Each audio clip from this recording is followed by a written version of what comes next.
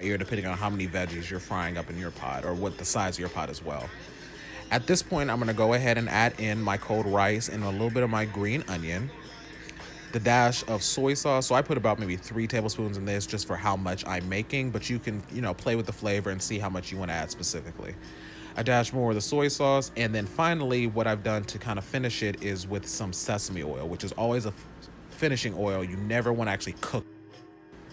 Back to our seitan. So we're moving on to our seitan for our beefs and broccoli at this point. And with these, you can see I'm just kind of slicing these real thin, kind of to mimic the thinness of the quote unquote beef and the beef and broccoli. And as you can see, look at how the texture on that, it almost appears meat-like. Once I got that all chopped up, I'm gonna add to a pot a bit of my brown beef, whatever, base. And this is just gonna be a combination of about a cup of beef broth, about a half a cup of tamari or soy sauce, a fourth of a cup of brown sugar, and a little bit of garlic. And we're gonna go ahead and let our beef simmer in this for a little bit. Now, I actually adapted this from just a regular old beef and broccoli recipe. So again, play with your salt content. You may have to up it or lower it depending on how well you seasoned your beef strips. But I'm gonna go ahead and just cover these and let these simmer and kind of soak up a little bit of that juice and let a lot of the moisture to where about maybe 3/4 of the current liquid that's in there is. So I've got a pot of hot oil here, and we're gonna go ahead and begin to fry up our General Tso's nuggets. Now with these, I'm gonna go ahead and just plop one in here to figure out if my oil is hot enough, and it is not. As you can see, very minimal bubbling. It's not a rolling bubble. It's gonna look more like this when the oil is actually up temperature. That one on the left now is like steadily boiling, and we're gonna plop in a couple of these. Being careful not to overcrowd it, just because you want everybody to fry here equally and evenly.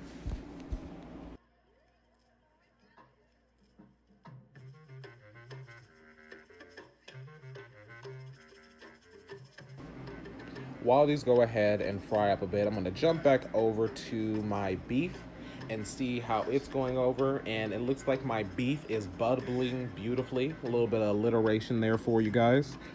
Basically, again, I'm just gonna keep boiling this down until this liquid begins to reduce a bit. This flavor at the same time is really infusing into this beef as well. Our nuggets are starting to kind of finish up frying, and I'm just gonna, with a slotted spoon, empty them over here onto this clean dish towel and begin to work on the General Tso's sauce itself. So I'm gonna go ahead and put about maybe 4 tablespoons of oil in here. It sounds like a lot, but honestly, I don't have an explanation for that. I think I might have just put a little bit too much oil in here. I'm gonna go ahead and dice in about 2 cloves of garlic and a bit of shredded ginger as well. Gonna let that kind of simmer in there until it becomes kind of aromatic, when you can basically smell the ginger and garlic really permeating throughout your kitchen. Give it another quick shimmy, let that brown for a little bit. From there, I'm also gonna just add a bit of red pepper flake.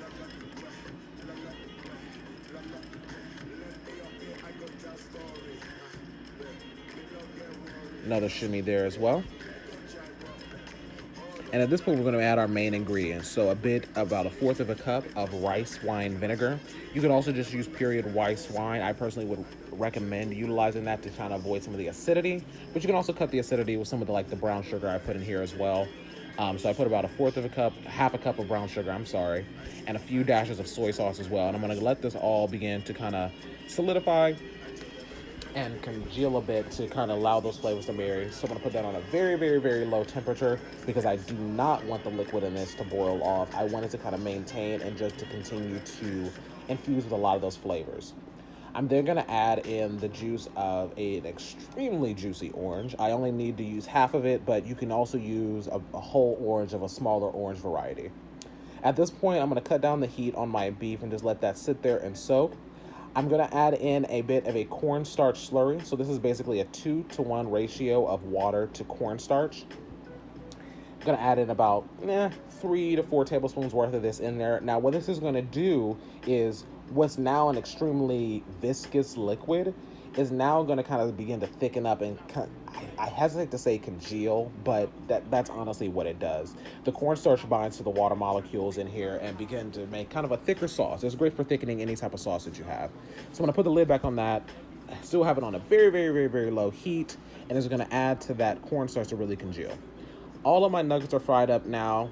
My sauce at this point has had plenty of time to kind of for those flavors to marry. Going to give it another quick stir. I'm going to add a bit of the leftover cornstarch slurry to this as well to thicken up the sauce also.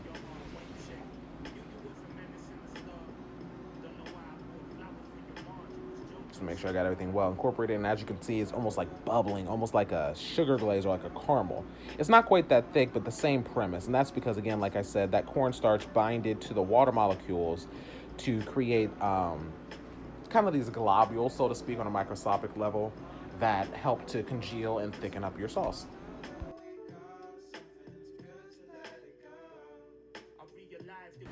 At this point, I'm going to go ahead and add in my little bit of nuggets and make sure I'm kind of stirring everything to coat it really well. Now, as I'm looking at this, I could have probably used just a bit more sauce on these. Again, that's just trial and error with making these things. I should have probably doubled the sauce as well, the same way that I doubled the recipe for the nuggets. Our broccoli and beef is getting really congealed here, so I'm probably going to give this one last stir and take it off of the heat. And we're going to go ahead and serve both of these over our fried rice. So with your broccoli and beef taken out and nice and thickened, look at it here. Look at that gloss. That's another thing that I love that the cornstarch does. It really adds like a glossiness to the meals to really, I don't know, give it that je ne sais quoi, so to speak. And here is our lovely general sauce and the part you guys have all been waiting.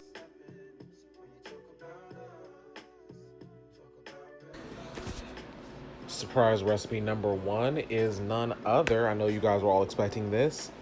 Deep fried grapefruit pith cutlets. You heard correct. That is the pith of a grapefruit that I have marinated with some of my choice selection of seasonings and in the midst of some broth.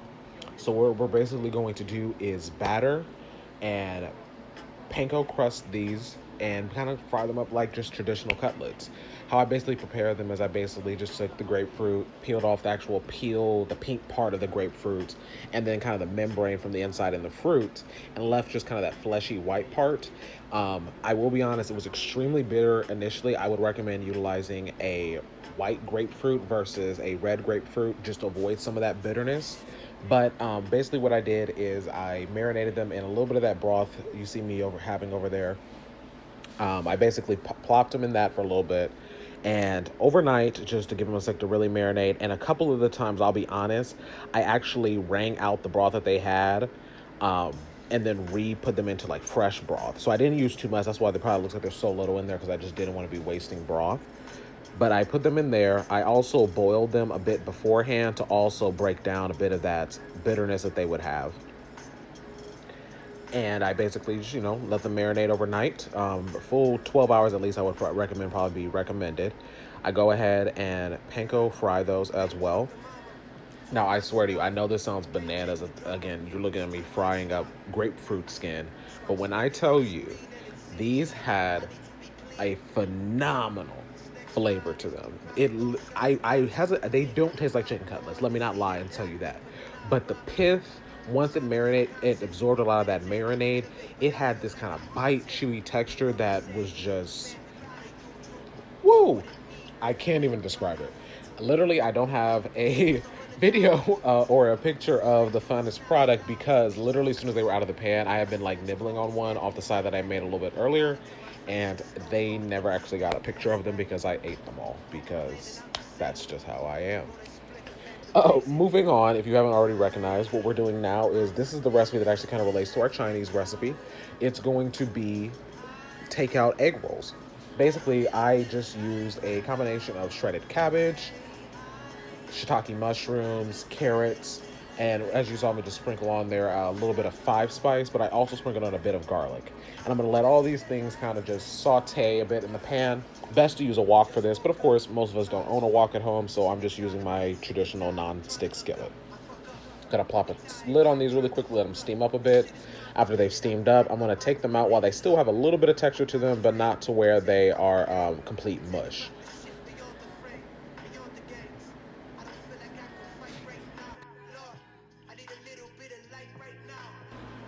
From here, we're going to get to rolling our egg rolls. So I do have to make a full disclosure. I messed up, and these are not vegan.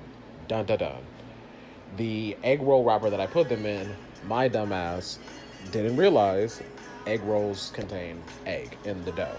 So these do contain eggs in the actual phyllo dough, but I did look up, and I should attach the link down below in the comments, of a vegan brand of egg roll that you can supplement these to make these completely vegan, but otherwise these are vegetarian egg rolls because of the egg used in the actual dough itself. Want to go ahead and just plop these into some hot oil. Now you can also bake these by either coating them in oil and baking them for about, I'd say about 10 minutes roughly at about 375. I personally just like I try to make this as traditional as possible, and generally they are fried for when you get them from takeout. So I fried these as well. You gotta let these brown up. You want to make sure that you're flipping them throughout to make sure that all the sides are getting cooked. Or you can just simply add enough oil in there to where the entire roll itself is submerged and all sides are getting cooked kind of evenly. You can do that as well. I just, I almost never fry most of my food, so it always weirds me out to have to use more oil than absolutely necessary. Look at that golden color. I mean, that is perfect. Now you can flip these up and stuff them with literally anything. I've made these in Philly cheesesteak ones. I've done a Southwestern version, whatever you would like. But these were just my 2 quick bonus recipes that I just felt like throwing in there for you guys. Again, don't forget to like, comment, and subscribe, and we'll see you next week.